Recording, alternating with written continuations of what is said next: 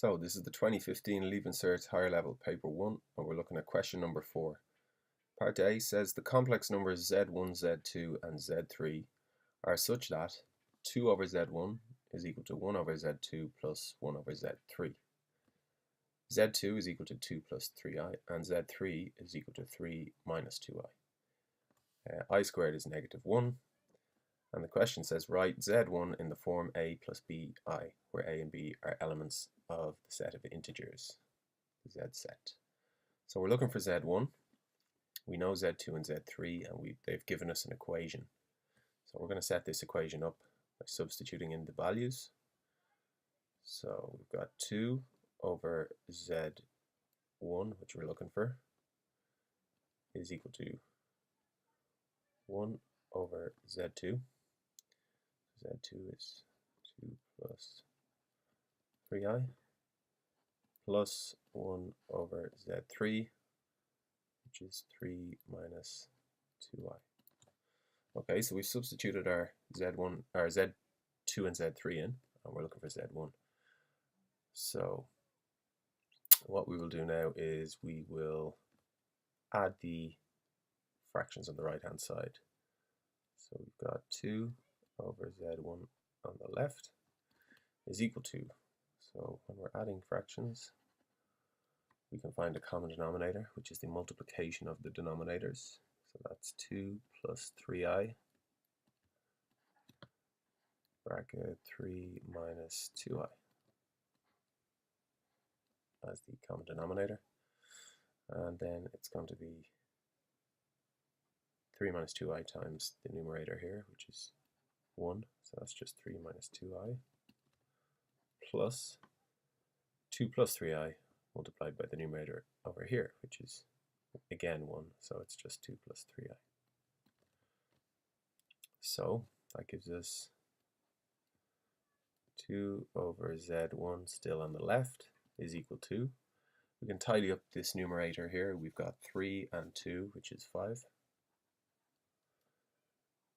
And then we've got minus 2i plus 3i, which is just plus 1i or plus i. So 5 plus i on top. On the bottom, we have the multiplication of these two complex numbers. So I'm going to do that over here to the side. 2 plus 3i times 3 minus 2i. So 2 by 3, 6. 3 by 3i is 9i. Minus 2i by 2, minus 4i. And finally, 3i by minus 2i is minus 6i squared, which gives me 6 plus 9i minus 4i is plus 5i. And minus 6 by I squared, well, I know that I squared is minus 1, so minus 6 by minus 1 is plus 6. So this tidies up finally then. The 6 and the 6 gives me 12 plus 5i. So I'm going to put that back in under here, the 12 plus the 5i.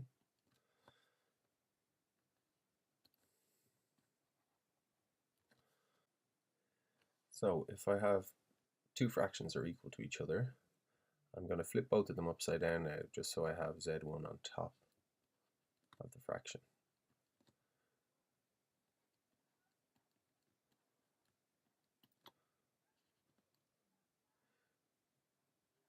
This is good practice, usually makes the thing you're looking for easier to find. You could also obviously cross multiply.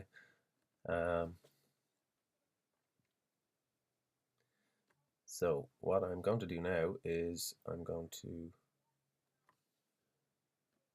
sort out the right hand side of this equation. So I'm going to multiply the top and bottom of this fraction here by the conjugate of the bottom, which is 5 minus I. That's how we divide complex numbers. So this is going to give me a complex number in the form a plus bi. And then I'll be able to double it to find z1. So I'm going to do the top here first. Off to the side, 12 plus 5i multiplied by 5 minus I. So the 12 by 5 gives me 60. 5I by 5 is 25I. 12 by minus I is minus 12I.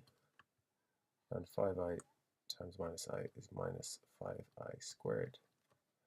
So, if I tidy this up a bit, I get 60. 25I minus 12I is 13I.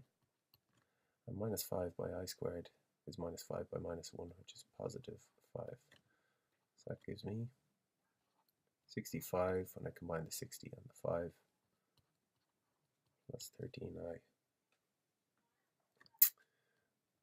So that's going to be on top. So I'm still going to have Z1 over Z2, or over 2 on the left. The numerator on the right here now has become 65 plus 13I. And now I'm going to multiply the complex numbers on the denominator. So it's 5 plus I multiplied by 5 minus I. And remember, when I'm doing this, I'm multiplying a complex number by its conjugate, so I'm expecting this to give me a real answer. So 5 by 5 is 25. I by 5 is 5I. And 5 by minus I is minus 5I. And finally, I times minus I is minus I squared. So the two middle terms, the plus 5I and the minus 5I, cancel each other to give 0. Combined to give 0, leaving me with 25 minus I squared. That's minus minus 1, which is plus 1.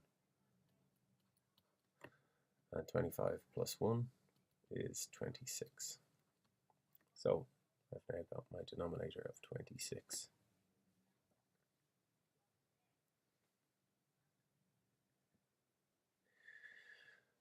So now what I can do is I can cross multiply at this stage, and I get 26, because it's a fraction equal to a fraction. 26 by Z1 is equal to twice 65 plus 13I. So 26 Z1 is equal to 130 plus 26I when I multiply a complex number by 2.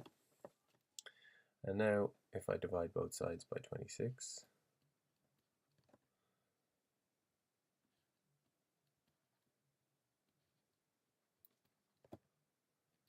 that gives me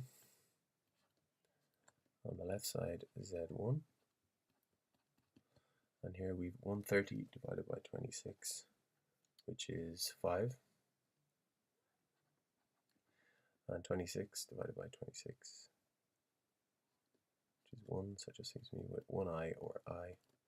So there I have it, Z1 is equal to 5 plus I. So I found my Z1, my complex number. And it's in the form A plus BI, where A and B are integers, 5 and 1. So part B says, let W be a complex number such that W to the power of n is equal to 1.